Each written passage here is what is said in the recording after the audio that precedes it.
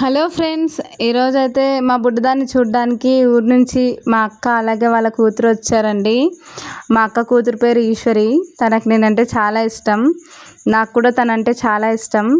వాళ్ళు వచ్చారని బగారా రైస్ అలాగే చికెన్ కర్రీ చేశామండి.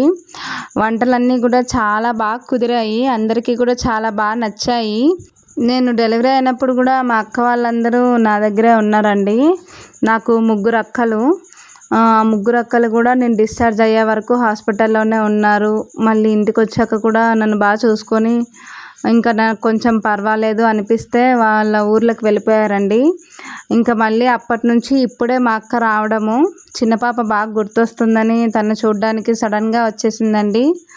మా యానీ పాపకైతే లెగ్ పీస్ అంటే చాలా ఇష్టం.